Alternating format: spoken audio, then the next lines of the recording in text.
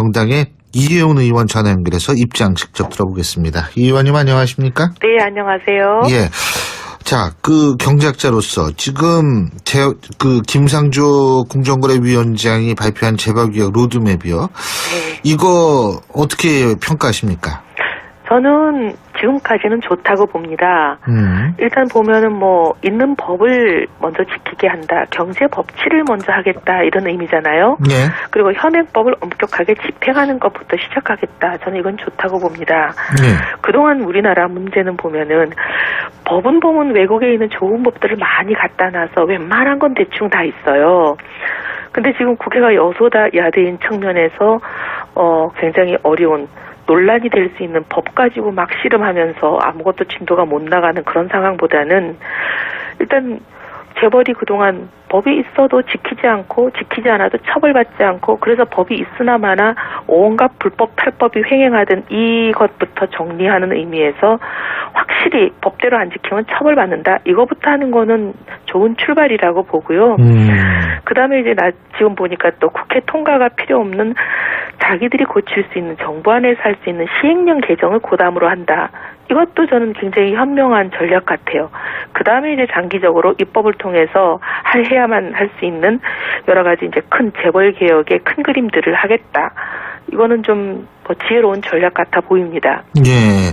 그러니까 사실 그동안 법이 제대로 안 지켜졌으니까 일단은 법대로 한다라는 그 부분부터 시작하는 거는 바람직하다. 이런 말씀이시네요. 네. 그죠?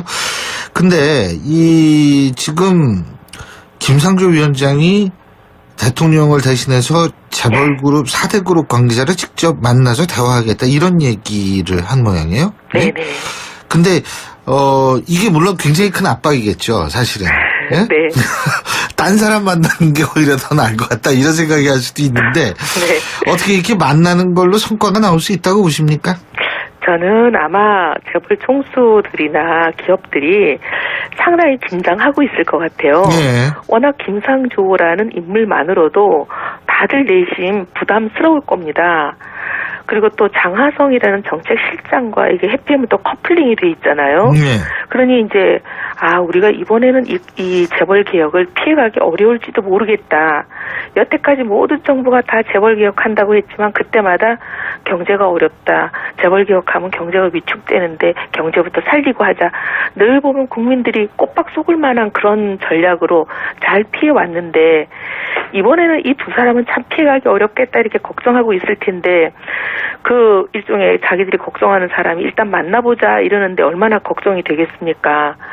근데 이제 만나서 우리가 뭘 하려 그러면 이게 이제 설득을 하고 소통을 하고 이런 방식으로 하는 거는 저는 좋은 방식인 것 같아요. 그렇죠. 네. 아무리 좀 바꿔야 되는 사람들을 만난다 하더라도 네. 일단 만나서 얘기하는 거하고 네. 만나지 않고 이렇게 얘기하는 그냥 밀어붙이는 거하고 좀 다르죠, 많이. 네. 근데 지금 어쨌든 재벌 개혁 이거는 사실 필요하다라는 얘기들이 많잖아요. 그럼요. 그죠? 예. 그러면은 이 성과를 내기 위해서 가장 큰 넘어야 될 산 이건 뭐라고 보십니까?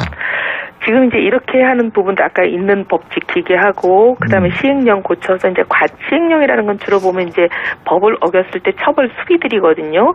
과징금을 올리고 그다음에 과징금을 매기는 기준을 좀 더 강화하고 이런 부분인데 이런 것들은 어떻게 보면 좀 작은 부분이라고 볼 수 있잖아요. 네. 이거 말고 이제 진짜 재벌의 개혁이라고 말할 수 있는 틀을 확 바꾸는 문제 이런 부분들이 이제 마무리가 돼야 재벌 개혁을 했다 이렇게 평가를 할 수가 있을 텐데 주로 이제 제일 크게 보는 것은 저는 순환 출자 이걸 금지해야 되지 않냐. 그러니까 결국 지배구조 관련된 문제죠. 보면 주로 총수 일가들이 여러분 우리가 잘 알고 있는 몇 대 그룹 하는 5대 그룹 안에 드는 S그룹, L그룹 이런 분들도 보면은 총수 일가 8촌까지 다 합해서 가지고 있는 지분을 다 합해봐야 1%가 안 돼요. 예. 근데 1%도 안 되는 이 지분을 가지고 수십 조짜리 그룹을 손가락 하나로 좌지우지하면서 부당하게 경영하는 거잖아요. 그리고 이분들이 뭘 하는지 그룹 내에서는 아무도 몰라요. 항상 보면 이제 검찰이 이 재벌 총수에 대한 수사를 하고 나서 발표를 하고 뭐 수천억을 횡령을 했네, 또 배임을 했네, 회사 돈을 자기 쌈짓돈처럼 마음대로 갖다 썼네 이렇게 발표를 하면 하나같이 나오는 그룹 내에서의 반응은 정말 꼭박 속았다, 아무도 몰랐다, 이런 일이 있는지 아무도 몰랐다거든요. 그러니까 이런 일은 있을 수가 없는 일이지만 우리나라에서는 있잖아요. 네. 이렇게 이걸 가능하게 하는 게 순환 출자 아닙니까? 네.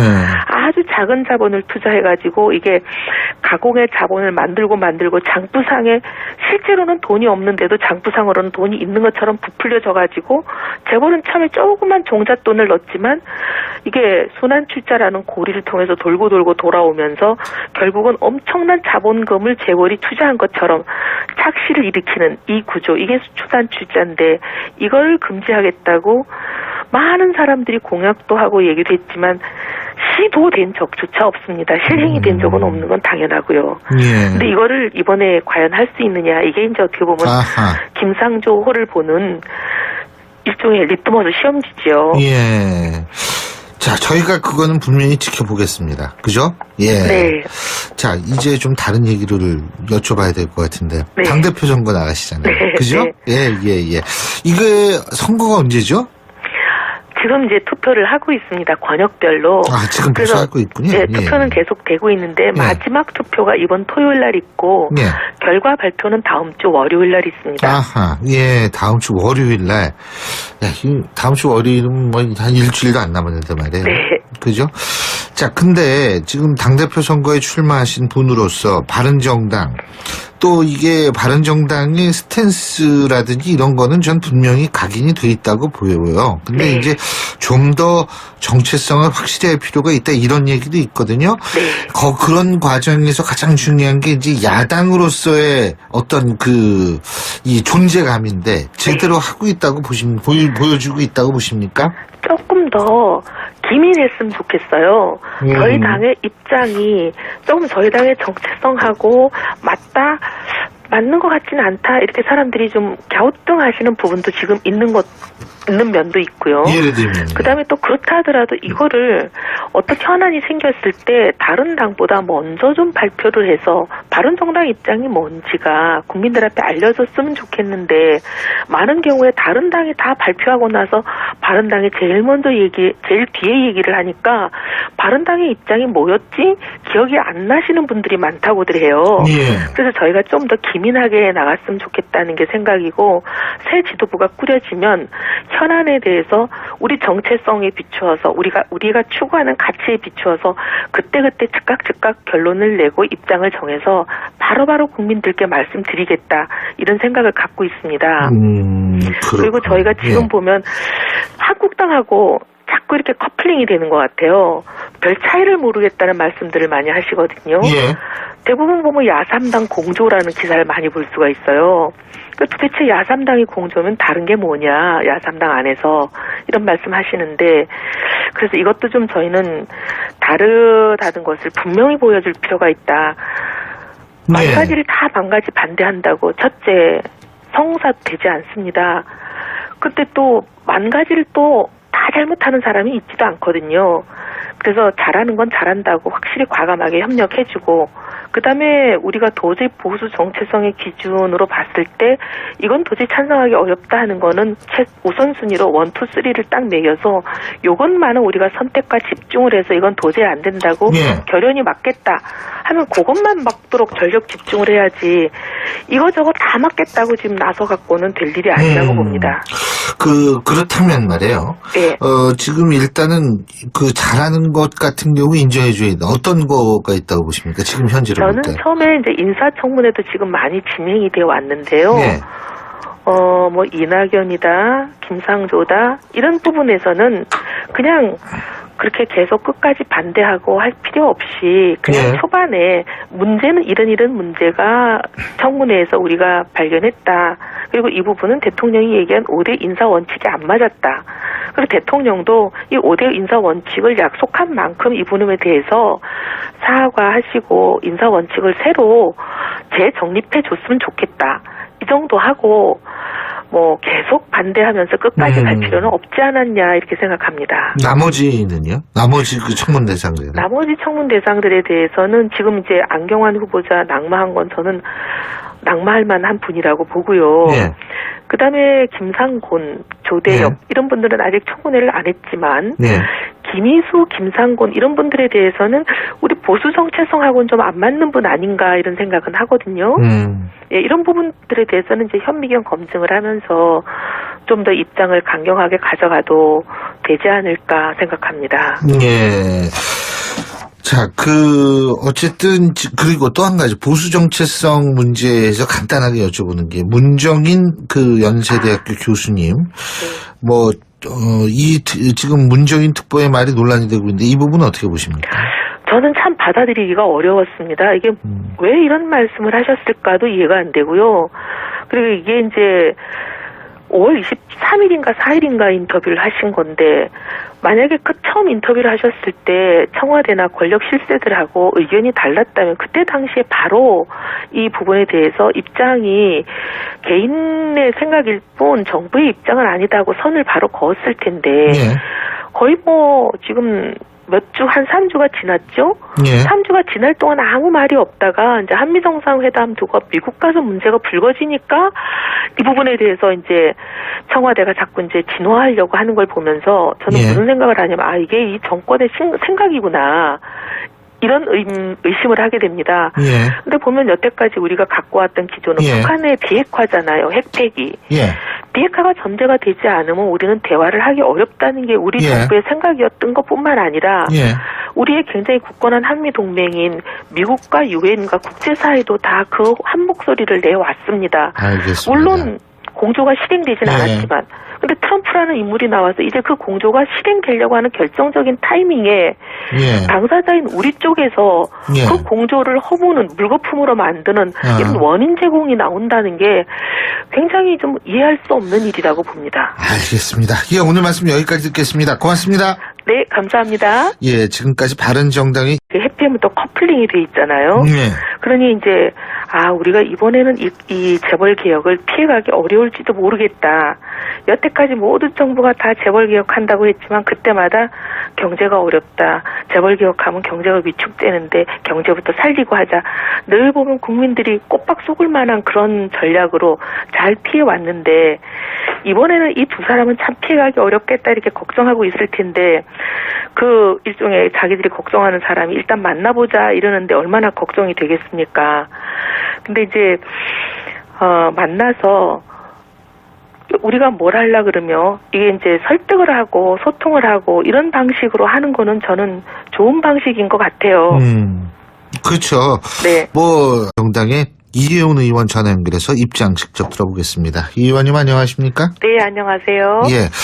자, 경제학자로서 지금 김상조 공정거래위원장이 발표한 재벌개혁 로드맵이요. 이거 어떻게 평가하십니까? 저는 지금까지는 좋다고 봅니다.